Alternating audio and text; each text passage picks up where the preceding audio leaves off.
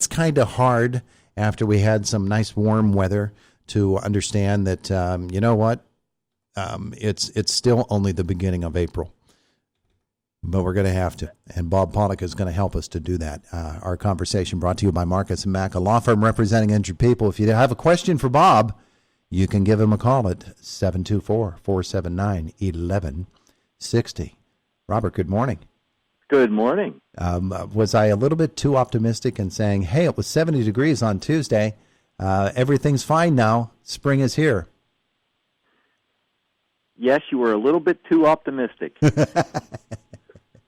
Yeah, the beginning of April, this is not atypical for the beginning of April to get snowy days right after nice warm days and then to warm right back up, but that's what it's going to be. Does that have an effect on our plants and bushes outside as they begin to think about blooming again? Well, yes, it can. We've slowly, gradually worked to this point. Things are starting to green up. Some of the bulbs are flowering. We have forsythia out and other plants that are pushing their buds open. And so it's warm enough and that things are moving along, and then we get these little bumps in the road. Just to remind us that, yeah, we're getting there, but we can always have these little blurps that can set things back and keep us from trying to get too ahead of ourselves. Because we've had we're a little bit behind on, in fact, rainfall-wise for the year through the first 3 months, we're like 2.1 inches below normal. So that's allowed the soils to dry out and let us think that we ought to be out working the soil and getting things ready. And in some cases, that's okay to do. But, boom, we get reminded that we're not in control of things, and maybe we ought to not jump the gun too much. Yeah. Still, we want to. We really, right. We want to, because we're ready for it. Hey, a couple of questions for you today having to do with the spotted lanternfly. Because I see by the map that now Cambria County and Westmoreland County, two of our Indiana County border counties, now have been identified as quarantine areas for spotted lanternfly. It's getting closer. It's closing in on us. It is. It jumped last year into Allegheny and Beaver County, and seems like it was just a matter of time before that gap would get filled. And sure enough, we've added Cambria and Westmoreland counties to fill that up. So we've got a solid.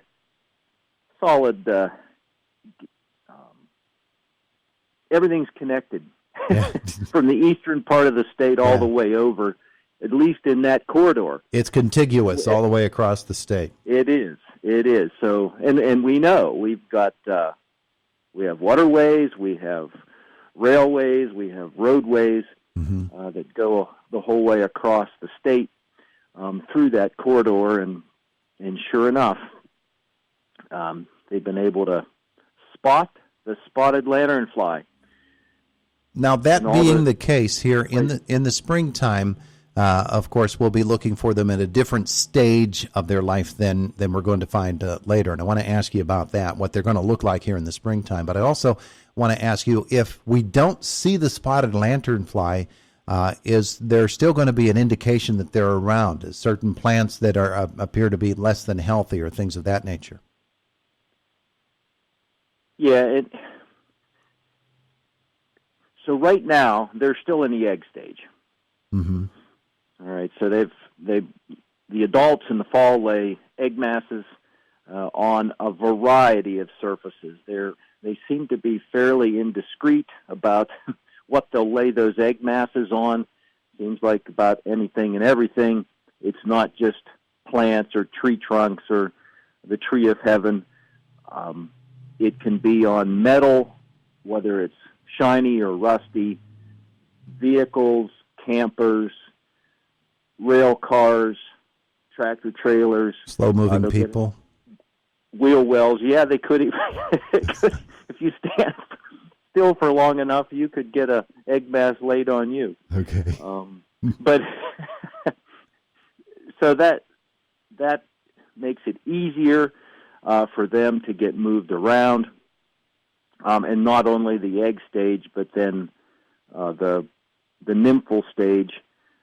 So later this spring, towards the end, and depending on when we go farther east and farther south, of course, those egg masses are going to hatch, and the population will be active in those warmer areas before they'll become active in cooler areas and higher elevation areas. But nonetheless, those eggs will hatch, and then the nymphs will come out, and then they go through several different molt. They don't have wings at that point, so they're less mobile, but they can crawl onto a surface, hang on, and travel. One of the interesting things to me about the spotted lanternfly is that it seems it in the different stages of its life, it appears in all different forms and colors and everything. Its appearance changes from stage to stage, I think, much more than other insects you might notice. Yeah, it's a very colorful insect. So it'll have one of those part of the nymphal stages and they're a plant hopper. So they will hop. And then they will be red. They can be like fire engine red color with white dots at part of that stage. They will also be black, shiny black with white spots as they go through those molts. Mm-hmm. So they're very colorful, and then they will pupate and then change to the adult moth, which is also a very colorful and unique-looking creature. One could say it's very pretty, and evil. And why would that be a problem? Yeah. It's very pretty and very evil at the same time. That's right. That's right. So, so they can be damaging in both that nymphal stage as well as the adult stage. Mm-hmm. And they have this big mouth parts that looks like a needle, and it's kind of tucked underneath them. So when you look at the insect, doesn't look like anything out of the ordinary, but if you turn it over and look at its underside, or if you're observing it while it's feeding, it has this very tough mouth parts. It's like a hollow tube, like a needle, mm-hmm. and it pierces that into bark and through bark so that it can suck the sap out of a plant. Mm-hmm. And so that's the actually damaging part, that it pierces into the plant, so it essentially makes a wound, and then it sucks that sap out, because and there's sugars, of course, in that sap, and then that's what it uses to feed itself. But in doing so, that can weaken a plant. So on bigger plants, depending, of course, on the numbers of actual insects that you have feeding on it and how much sap's removed, it may not be real detrimental or cause death of that plant. Mm-hmm. On grapes, for example, it can kill the plant. Yeah, and that's one plant that's very susceptible to it and of great concern, because, of course, people have vineyards and they produce table grapes as well as wine grapes, and so these insects can be, you can get a lot of them, and that's usually what happens. You get this, you can hardly sometimes see the plant for all the insects that have landed on it and are sucking sap out of it. Yeah, that's colony. How dense. Yeah, that's how densely concentrated this can be. It's not just one or two or three of these things. It's masses of them. And if you've seen any pictures of them, you can see the trunks of trees. You can't see the trunk of the tree because it's just replaced with it's covered. all these spotted lanternflies. I thought it was kind of interesting. Penn State put together that photography project where they asked people who are amateur photographers to send in any pictures they might have where they spotted some prey or predator eating a spotted lanternfly. They actually did. They got chickens and praying mantises like them. Yeah. and I'm guessing not a lot of people have pet praying mantises on leashes around their houses, or chickens for that matter. But it's interesting that they are developing a sort of an MO for this animal and this insect, and finding out, well, what are the natural enemies of it? Right, and that's always part of the process. We have all these invasive creatures come along, and whether they're plant or animal or insect, then because they're not native here, we may or may not have any predators and parasites and things that will attack it. And so part of learning about what this pest is going to do in its new environment is to try and figure out, well, are there things here that might be able to prey on this as time goes on? And as it becomes populated here, are there things, birds and other things that will, as well as insects, diseases, bacteria, fungi, and things that will make this a host and feed upon these things on their own. People want to learn more.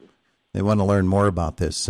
Extension has a really good website, extension.psu.edu, and at the very top there's a banner that says "Learn how to slow the spread of the invasive spotted lanternfly." You'll see pictures, you'll see articles. It's really fascinating stuff. Yeah, and they actually are not hard to kill, and they're also working on a variety of, looking at how we can control them, variety of methods and ways to control them. Part of it's just the numbers of these that can be there, and then they can just kind of keep coming. You control them in a little spot, and then you have others that move in. So the density of the population is part of the issue here in getting good control and keeping things that we want to have safe. And then the biggest thing for us, in a lot of cases, if we're not producing things, are just the home landscape, because they'll come and land on maple trees, for example, and then cause sap to rain down, and you'll get sticky sap all over everything that's exposed to that. And then you can get black sooty mold growing on the sugary sap, and then you've got a bigger mess than you had before. So the nuisance factor here is large, and that's because they're not going to attack us, they're not going to hurt us, which is a good thing. They're not going to bite us. Just got to eat our grapes. Hey, we got to go. We got to go. Okay. Thanks, Bob. Appreciate it. You're welcome. It's the voice of Indiana County, WCCS 101.1 FM and AM 1160. Fox News is up next.